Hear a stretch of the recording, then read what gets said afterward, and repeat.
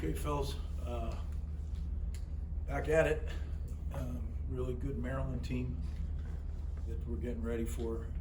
Offensively, very explosive. Coach Loxley does a great job. Certainly, he's been a handful for us in our time back here. We haven't had a ton of success against them, and especially playing on the road. So we got our hands full. Offensively, they're explosive.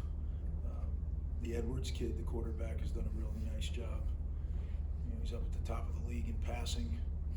Receiving room is as good as you'll play against. It's an NFL receiving room. Felton leads the Big Ten, and Prather isn't very far behind. They really do. They have an NFL receiving room. And then Hemby, he's been playing. It feels like he's been playing forever.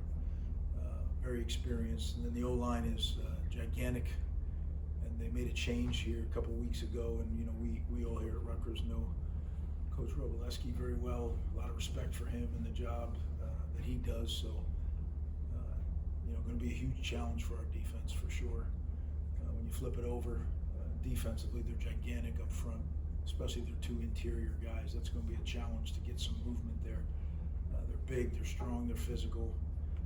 Linebacker group, experience. Hippolyte, another guy that I feel like we've been saying his name for a long, long time. So, real good football player. And then the secondary is quality players, really good long athletes. So, our hands are full, and special teams, they do a good job. Some guys we know that are coaching their special teams, the most respect. Coach Zook is back there doing special teams and known around for a long time. So, well coached, quality football team going on the road, and going to be quite a challenge. Try to answer what I can.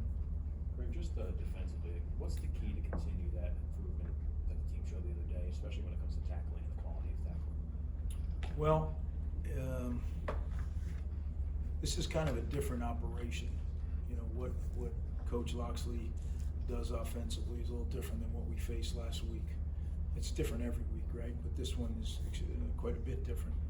So we're going to have a good plan for sure, put them in position to make those tackles. But as I mentioned, some of those names, they're really athletic guys. So it's going to be really straining, to the level that we strained and beyond.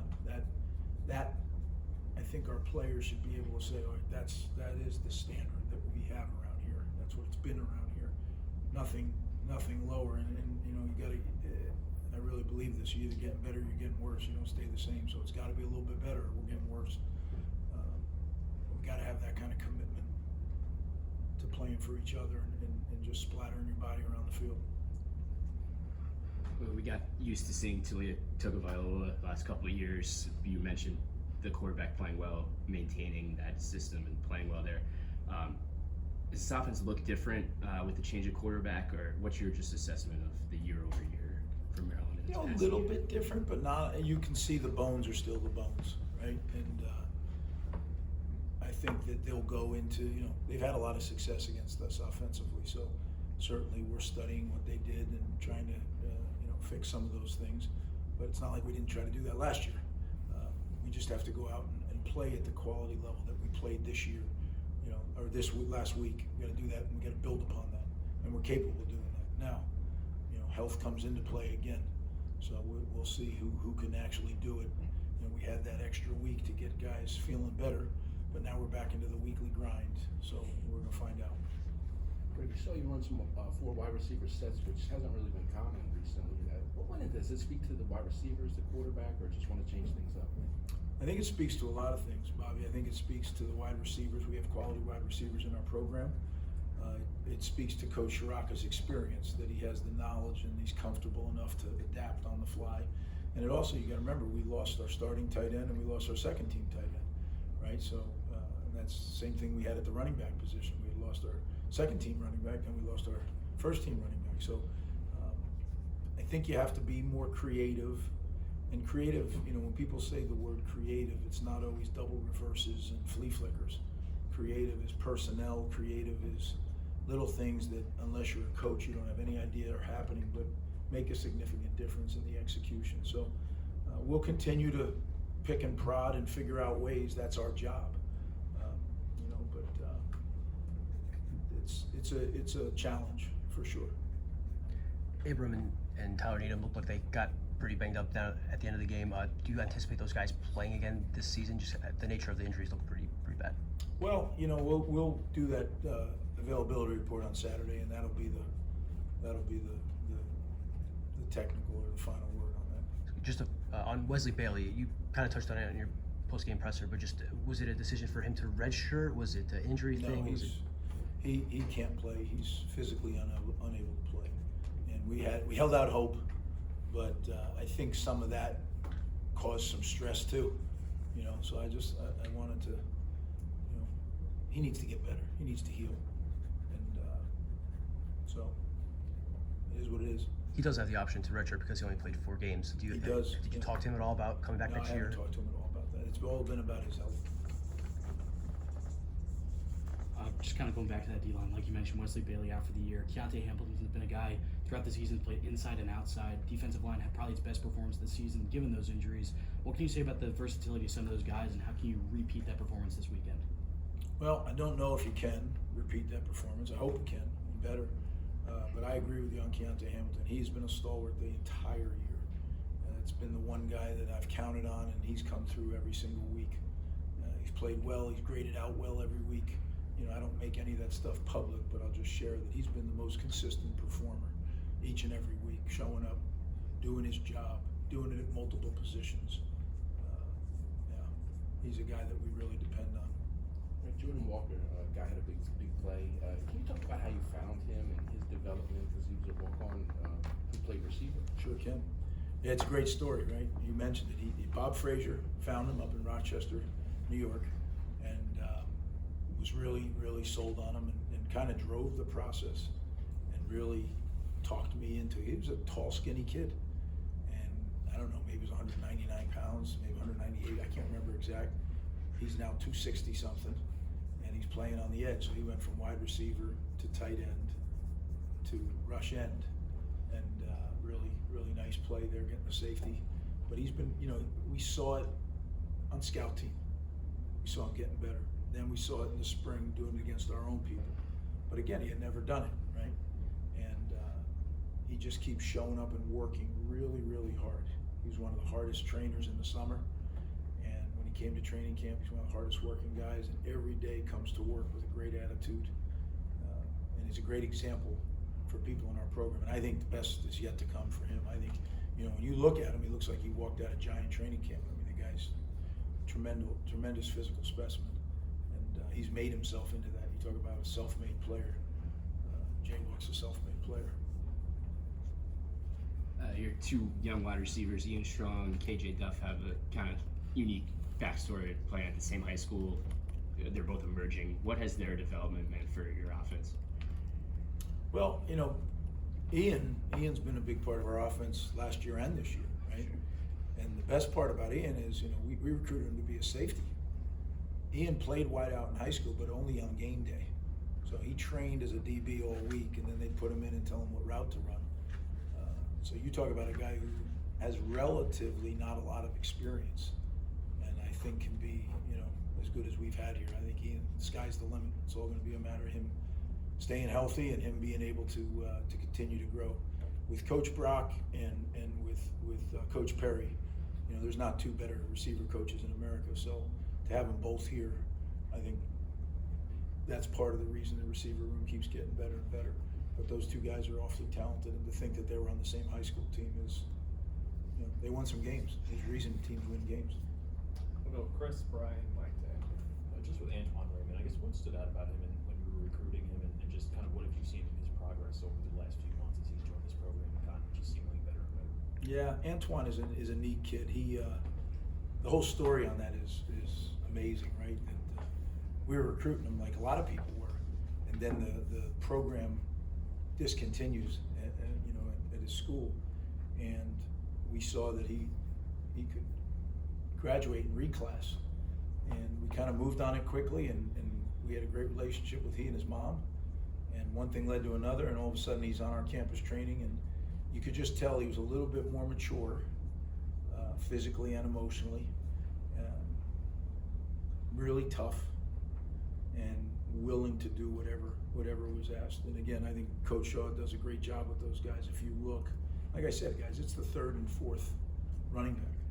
You can say what you want, but we've not been in that position in years past where our third and fourth running back will be able to step in and win a Big Ten game and rush for over 100 combined. So I'm really proud of those guys. I'm proud of Coach Shaw, the way he's prepared his room, and we just got to keep going, you know. And if we can get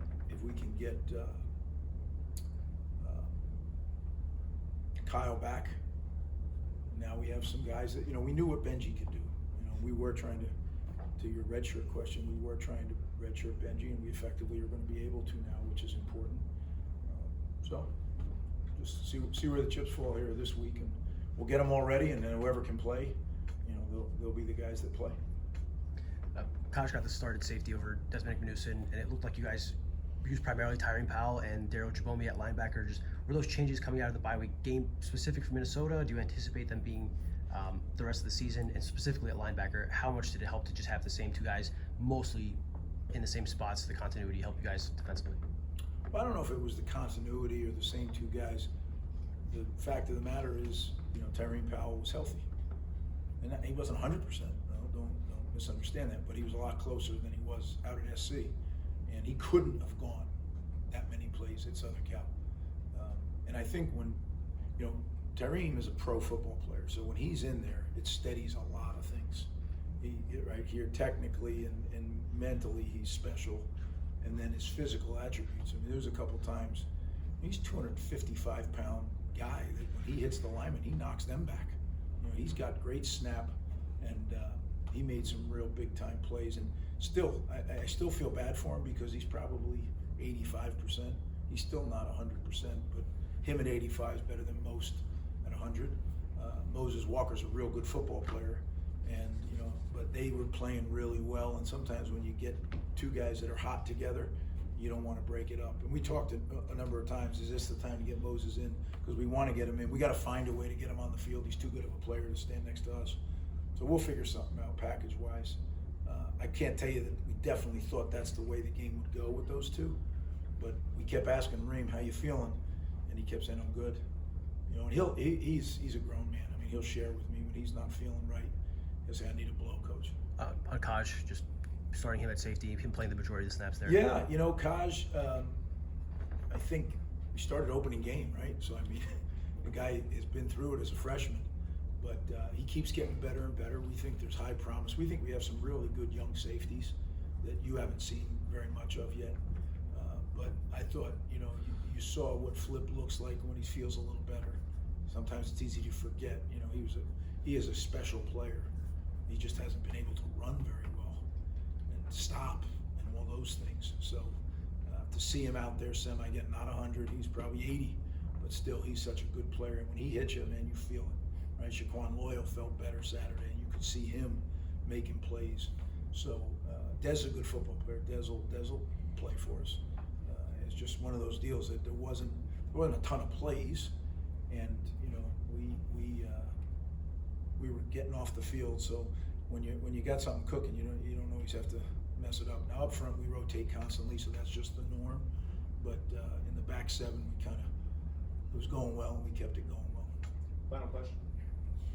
Coach, just on Aiden's performance, on Saturday, he played incredibly well. You know, had some big throws, hit a big touchdown, tight near the goal line there, near the end of the game, fourth quarter. Just talk about his progress over the last several weeks, and he gets better and better every week. Of course, working, as you mentioned, a lot of injuries, personnel changes, his ability to really just manage the offense and go out there and execute for you guys. Yeah, I think Ethan's has done a good job. Is getting better every week, and we're going to need to. This Maryland group is they're going to get after us in the front. Back end, they're long. You can't miss by much, right? They have really good at taking the football away. Very opportunistic group. So, but he is getting better, and I was really pleased. I'm really pleased. There's a couple balls he would have had back Saturday if he could, and we got to try to eliminate those. That's going to be the key because, coming down the stretch now, every game is going to. If we do what we're supposed to do, every game's going to be tight. You can't make those errors. Like you see plays, as I always say, games take on a life of their own. And it's one or two plays that guide the game in a whole different direction. And I always tell the players, I wish I could tell you those plays, and then we could kind of just go golfing. But that ain't the way it works, right? You got to play every single play as hard as you can, and when those plays come up, then you're in position to make them. So that'll be the task Saturday night for sure. It's a tough environment. Weather's going to start to become an issue now. It's starting to, turn into the fall here in the Northeast. So a whole different set of circumstances, and we got to be ready for that. So that's what this week's about: preparing for this event, for this game, and getting ready to go. And I'm confident our guys will. I want to a couple things I want to mention. I talked to you coming into the bye week, the long trip back from California and all that. I was really proud of the way our guys attacked the academics too. It's in that period now where we're in a very, very busy time. Things are coming due, and that was a huge amount of pressure on our guys, as well as getting ready for the Minnesota game.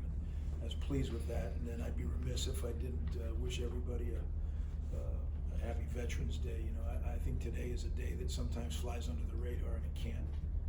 It just can't, because the people that served and have given their lives for us to live the way we do, I think it's something that we all need to appreciate, and I know I do, and I know you guys do too. But just thought I need to make sure I mention that. So we'll see you on Saturday. Thanks, Greg. Thanks.